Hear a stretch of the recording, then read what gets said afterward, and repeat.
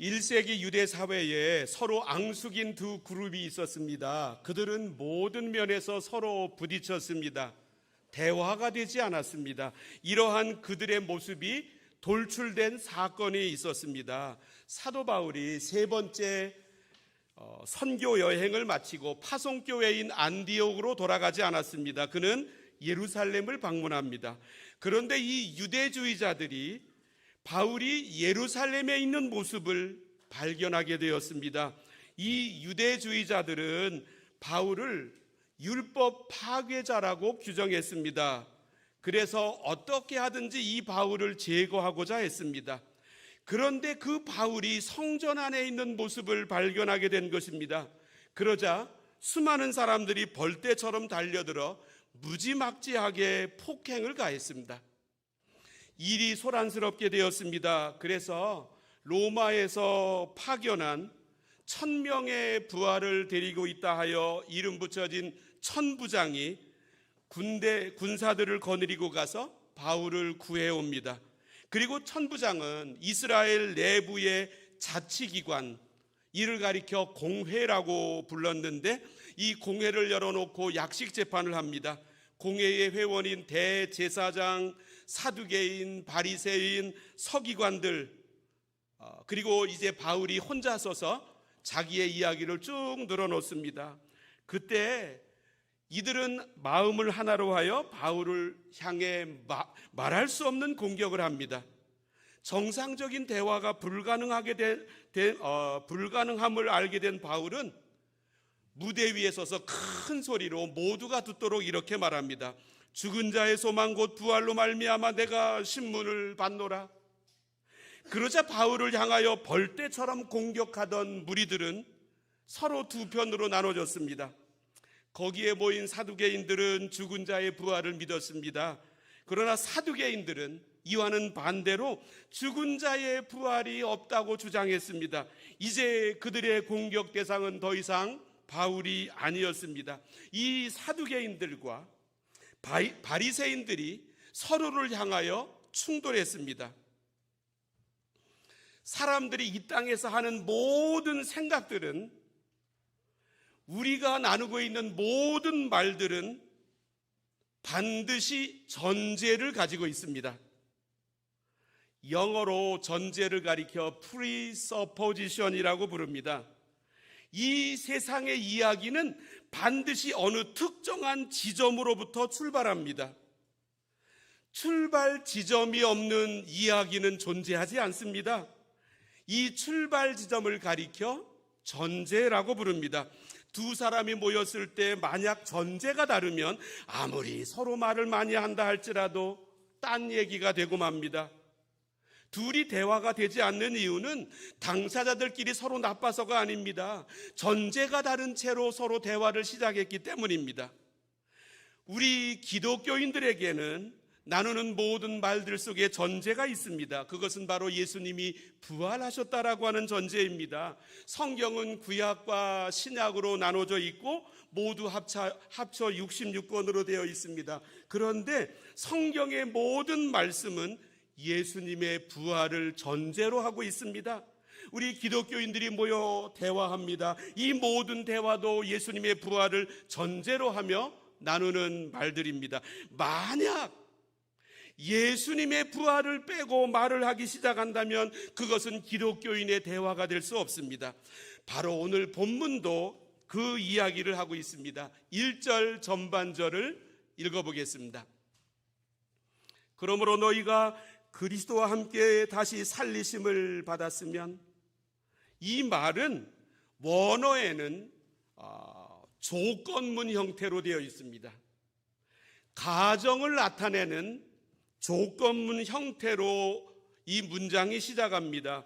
예수님의 다시 살아나심이 지금부터 바울이 말하고 있는 모든 내용들의 출발점, 전제라고 하는 것입니다. 예수님의 부활은 우리 기독교 신앙의 기초입니다. 근본입니다. 영어로 말하면 파운데이션입니다. 부활을 부인하면 기독교 전체가 무너집니다. 그래서 바울은 고린도 교회에 보낸 편지 첫 번째 편지 15장에서 이렇게 말합니다. 그리스도께서 죽은 자 가운데서 다시 살아나셨다 전파되었거늘 너희 중에서 어떤 사람들은 어찌하여 죽은 자 가운데서 부활이 없다 하느냐. 만일 죽은 자의 부활이 없으면 그리스도도 다시 살아나지 못하셨으리라. 그리스도께서 만일 다시 살아나지 못하셨으면 우리가 전파하는 것도 헛것이요 또 너희 믿음도 헛것이며 또 우리가 하나님의 거짓 증인으로 발견되리니 우리가 하나님이 그리스도를 다시 살리셨다고 증언하였습니다. 만일 죽은 자가 다시 살아나는 일이 없으면 하나님이 그리스도를 다시 살리지 아니하셨으리라.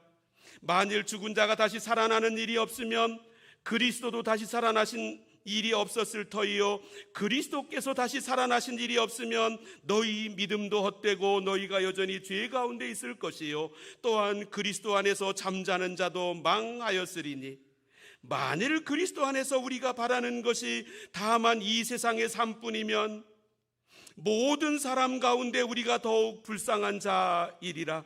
그러나 이제 그리스도께서 죽은 자 가운데서 다시 살아나사 잠자는 자들의 첫 열매가 되셨도다.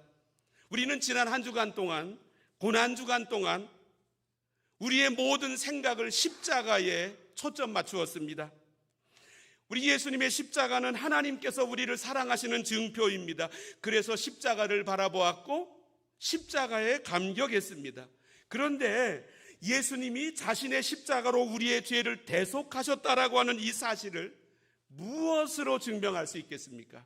더군다나 예수님이 십자가에 달리신 바로 그 장소 좌우에 또 다른 두 사람이 십자가에 달려 죽었습니다. 그것은 오직 예수님의 부활로만 증명됩니다. 다른 길은 없습니다. 예수님이 부활하셨습니다. 이 놀라운 사실에서 보니 예수님께서 지난 3년 동안 하셨던 모든 말씀은 진리였습니다. 그리고 지난 3년 동안 예수님께서 행하셨던 모든 일, 그리고 십자가에서 행하신 대속의 일은 모두 다 하나님의 성취였습니다. 예수님의 부활은 이처럼 중요합니다. 그래서 기독교에서 예수님의 부활을 빼고 아무것도 남지 않습니다. 기독교는 윤리단체가 아닙니다. 구제기관도 아닙니다. 기독교는 예수님의 부활을 믿는 신앙입니다. 그런데 예수님의 부활은 구체적으로 무엇을 의미합니까? 첫 번째로 우리는 예수님과 연합했습니다. 2002년 오래되었습니다. 한국 월드컵 때 월드컵 축구 대회가 열렸을 때 온 국민이 합창한 구호가 있었습니다. 아마 뇌리에 선하실 것입니다. 대한민국. 그리고 박수로 짝짝짝짝짝. 한국에 사는 모든 사람들은 자기 자신과 대한민국을 동일시 여깁니다. 나 자신과 대한민국이라고 하는 나라를 따로 떨어뜨려 생각할 수 없습니다. 한국에 사는 사람들만 그렇습니까? 그렇지 않습니다. 이민 나오면 다 애국자가 된답니다. 한국에서 나온 자동차만 봐도 길거리에서 눈이 확 뜨입니다. 여기에 와도 나와 한국은 따로 떨어뜨려 생각할 수 없습니다. 이것을 가리켜 동일화라고 부릅니다. 동사로 영어로 표현해 보면 to identify, 명사로 identification. 그 대상과 내가 동일인이 됩니다. 하나가 됩니다. 형제끼리는 이촌입니다. 부모와 자녀 사이는 일촌 관계입니다. 그런데 부부는 촌수가 없습니다. 왜냐하면 둘이 아니고 하나이기 때문입니다. 이 둘이 하나로 연합했기 때문입니다. 그가 아프면 나도 아프고 그가 영광을 누리면 나도 함께 영광 가운데로 들어갑니다. 그런데 바로 이러한 관계가 예수님과 나와의 사이입니다. 예수님은 우리의 신랑입니다. 우리는 예수님의 신부입니다. 바울은 고린도후서 11장 2절에서 이렇게 말씀하고 있습니다. 내가 하나님의 열심으로 너희를 위하여 열심을 내노니 내가 너희를 정결한 처녀로 한 남편인 그리스도께 드리려고 중매함이로다. 영적으로 보면 우리 모두는 예수님의 신부, 예수님은 우리의 신랑입니다. 바로 이 사실을, 예수님과 우리가 연합했다라고 하는 이 사실을 오늘 본문이 말씀하고 있습니다. 본문에는 함께라고 하는 말이 3번이나 나옵니다. 1절 말씀을 읽어보면 그러므로 너희가 그리스도와 함께, 여기에서 함께라고 하는 말은 의미상으로 한 번 더 사용되었습니다. 글로 표현되어 있지 않을 뿐이지 의미상으로 그리스도와 함께 죽었고를 전제하기 때문에 아까 드린 말씀처럼 전제가 없는 말은 없습니다. 그리스도와 함께 죽었고를 전제하기 때문에 다시라고 하는 말씀과 함께 그리스도와 함께 다시 살리심을 받았다라고 말씀합니다. 3절을 읽습니다. 이는 너희가 죽었고 너희 생명이 그리스도와 함께, 4절에도 우리 생명이신 그리스도께서 나타나실 그때에 너희도 그와 함께, 이렇듯 예수님과 우리는 따로따로 가지 않습니다. 예수님과 우리는 하나입니다. 예수님께서 십자가에서 죽으셨습니다. 그런데 예수 믿는 순간 우리의 이전 사람도 옛 사람도 십자가에서 예수님과 함께 죽었습니다. 3절 말씀을 읽어봅니다. 이는 너희가 죽었고, 우리가 새로운 언어를 배울 때, 심지어 우리가 처음 배웠던 한국어도 문법을 공부하고 거기에서 시제를 배우게 됩니다.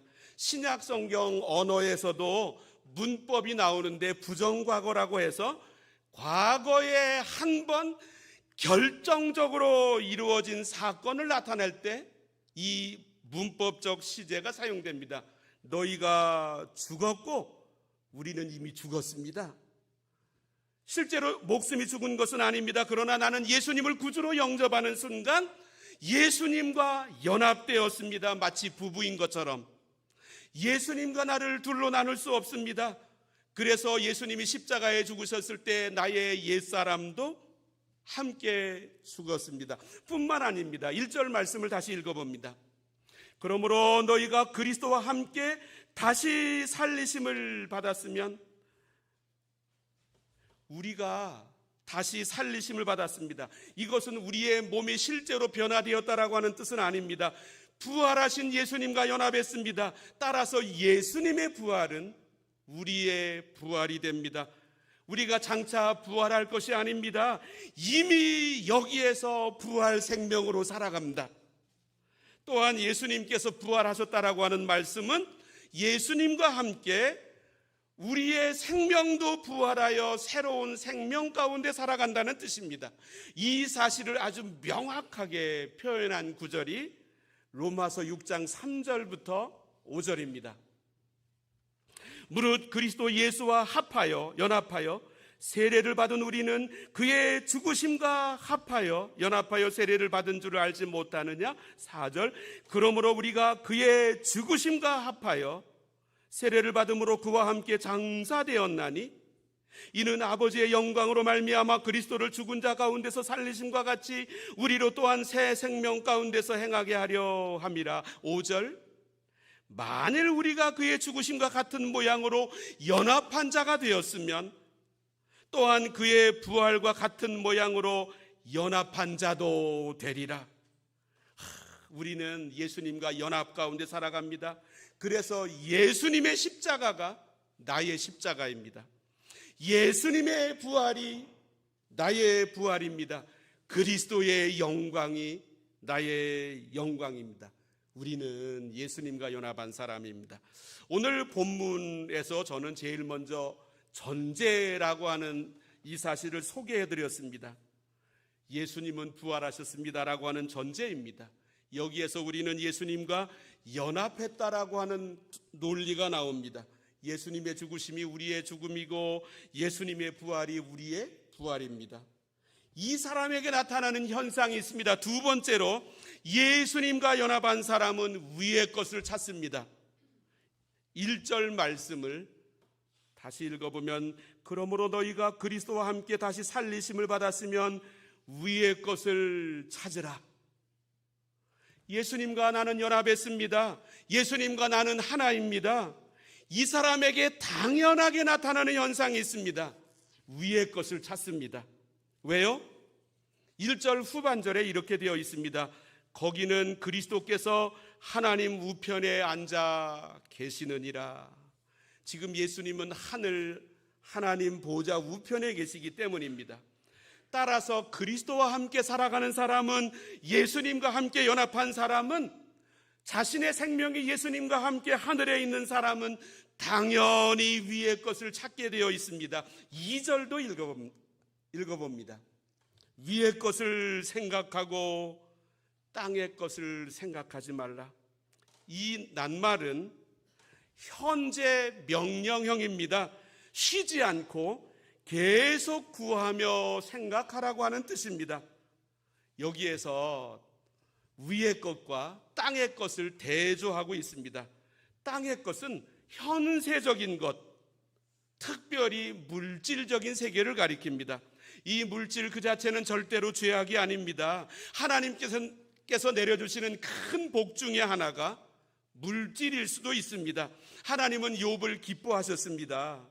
그래서 욥을 이렇게 소개합니다. 욥기 1장 1절에 우수 땅에 욥이라 불리는 사람이 있었는데 그 사람은 온전하고 정직하여 하나님을 경외하며 악에서 떠난 자더라. 이보다 완전한 사람은 없다는 뜻입니다. 그의 소유물은 양이 7,000마리요 낙타가 3,000마리요 소가 500결이요 암나귀가 500마리며 종도 많이 있었으니 이 사람은 동방 사람 중에 가장 훌륭한 자라.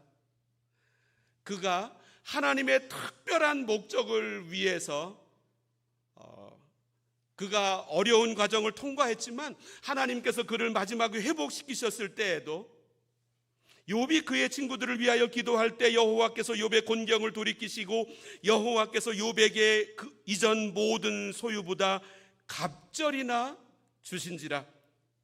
그러나 땅의 것이 하늘의 것을 맞서게 되면 이 땅의 물질이 위의 것을 생각하는데 방해하는 위치로 서게 되면 그것은 곧바로 죄로 변합니다. 하나님의 원수로 변합니다. 우리는 이미 이 땅에 대하여 죽은 사람들입니다. 이제 이 땅의 것들하고는 우리는 아무런 상관이 없습니다. 우리는 하늘에 계신 예수님하고 연합했습니다. 그래서 위의 것을 찾습니다. 늘 위의 것을 생각합니다. 위의 것은 영원한 것, 일시적인 것이 아니라 영원한 것, 하늘나라에 속한 것, 하나님께서 약속하신 것을 가리킵니다. 우리는 이 땅에 살아가고 있지만 우리의 생각, 우리가 가지고 있는 목적, 우리가 뜻하고 있는 바 모두 다 위에 속해 있어야만 합니다. 우리의 마음도, 우리의 사랑도, 우리의 소원도, 우리의 자랑도, 우리의 기쁨의 출처도 다 위에 있어야 합니다. 그래서 위의 것을 찾고 위의 것을 바라보고 위의 것을 생각하다 보면 어느덧 예수님 안에 내가 들어있음을 알게 됩니다. 약혼한 여자가 결혼식 나를 바라보면서 늘 신랑을 생각하듯이 우리의 신랑 대신 예수님을 바라보면서 위를 생각하는 것, 이것이 바로 부활 생명을 체험한 사람, 예수님과 연합한 사람에게 나타나는 특징입니다. 그런데 위의 것을 찾을 때 우리에게 어떤 일이 일어납니까? 세 번째로 땅의 문제는 하늘에서 해결됩니다. 우리가 농사를 짓습니다. 흙을 갈아엎습니다. 거기에 거름을 줍니다. 씨를 뿌립니다. 그런데 햇빛은 위로부터 비칩니다. 비도 위로부터 내려옵니다. 이 모든 것들이 곡식을 자라게 만듭니다. 농사는 땅에 속한 일이 아닙니다. 우리가 아무리 밭을 갈고 거름을 주고 씨앗을 뿌린다 할지라도 햇빛이 내리쬐지 않으면, 비가 내리지 않으면 거기에 뿌려진 씨는 절대로 자라나지 않습니다. 농사는 땅에 속한 일이 아닙니다. 야고보서 1장 17절은 이렇게 말씀합니다. 온갖 좋은 은사와 온전한 선물이 다 위로부터 빛들의 아버지께로부터 내려오나니 분명히 땅의 일입니다. 그런데 이 땅의 일이 땅에서 해결되지 않습니다. 땅의 문제들도 다 하늘에 속했습니다. 명예도 사랑도 복잡다단한 문제들도 다 하늘에 속한 것입니다. 신자들은 그래서 수많은 문제들을 당할 때 세상 사람들하고 다르게 이 땅에서 문제를 해결하려고 하지 않습니다. 해결하려고 한들 해결되지 않는다라고 하는 사실을 우리는 경험을 통해서 알고 있습니다.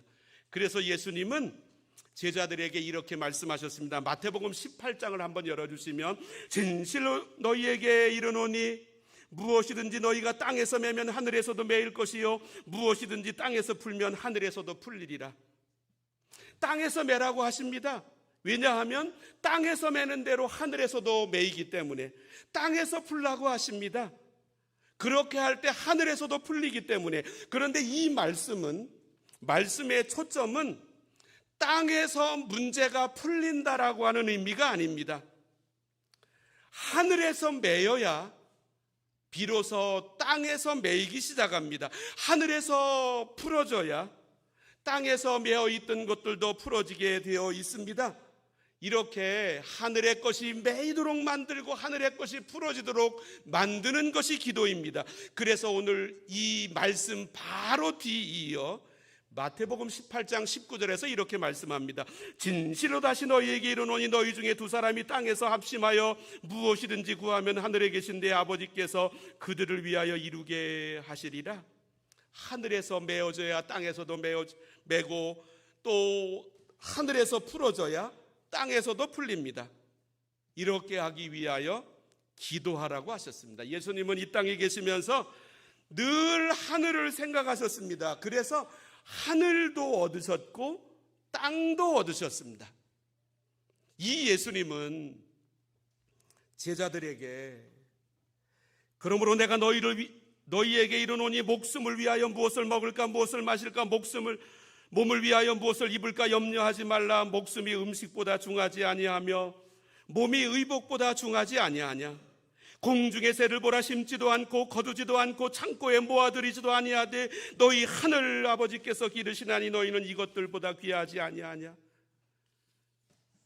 그러므로 염려하여 이르기를 무엇을 먹을까 무엇을 마실까 무엇을 입을까 하지 말라. 이는 다 이방인들이 구하는 것이라. 너희 하늘 아버지께서 이 모든 것이 너희에게 있어야 할 줄을 아시느니라. 그러면서 결론으로 이렇게 말씀하셨습니다. 그런즉 너희는 먼저 그의 나라와 그의 의를 구하라. 그리하면 이 모든 것을 너희에게 더하시리라. 우리가 너무나도 잘 알고 암송하고 있는 성경 구절입니다. 이 말씀은 하늘에서 풀리면 땅에서도 풀린다라고 하는 말씀입니다. 위의 것을 찾게 되면 위의 것도 얻게 되고 땅의 것도 얻게 됩니다. 이 땅을 사랑하는 사람은 땅뿐 아니라 하늘의 것도 잃어버리게 됩니다. 하늘의 뜻을 따르는 사람, 마음이 하늘로 향하는 사람들, 하늘을 생각하는 사람은 하늘도 얻을 뿐만 아니라 땅도 얻을 수 있습니다.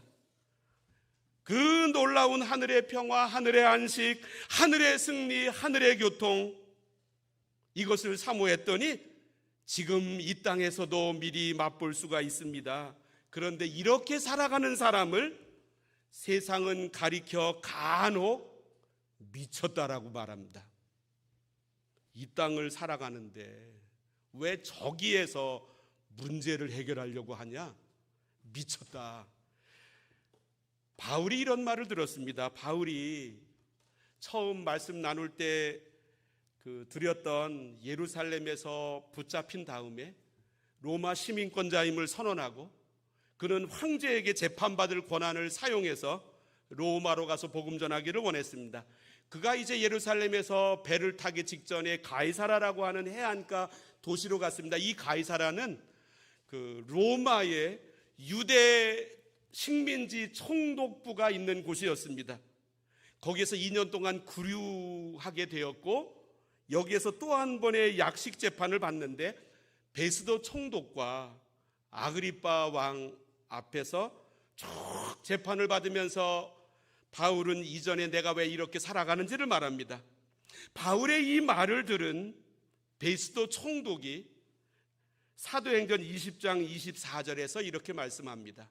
바울이 이같이 변명하며 베스도가 크게 소리내어 이르되 바울아 내가 미쳤도다. 내 많은 학문이 너를 미치게 한다 하니.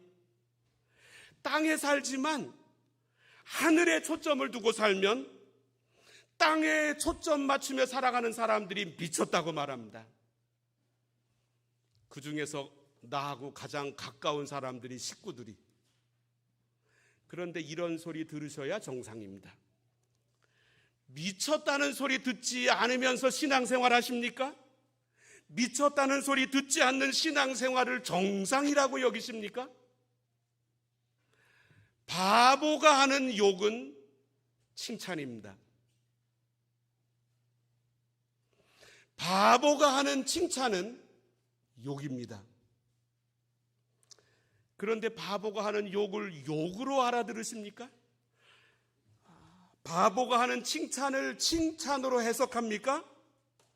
땅에 살아가는 사람은 바보의 칭찬을 칭찬으로 해석하고 바보의 욕을 욕으로 해석하며 살아갑니다. 하늘에 초점을 맞추는 사람들이 어찌 이 땅 사람들로부터 미쳤다는 소리를 듣지 않겠습니까? 이 말을 들은 바울은 그 다음 절에서 이렇게 고백합니다. 바울이 이르되 베스도 각하여 내가 미친 것이 아니요 참되고 온전한 말을 하나이다. 그리고 쭉 나아가다가 아그리빠 왕이여 내가 이렇게 쇠사슬에 매인 것 외에는 나와 같이 되기를 원하나이다. 내가 비록 돈을 많이 못 벌고 세상에서 배우지는 못했지만 그것을 제외하고는 나와 같이 되기를 원하나이다. 우리 바울처럼 고백해야 합니다. 인도의 성자 썬다싱은 이렇게 노래했습니다. 이 세상 사람 날 몰라줘도 이 세상 사람 날 몰라줘도 이 세상 사람 날 몰라줘도 뒤돌아서지 않겠네.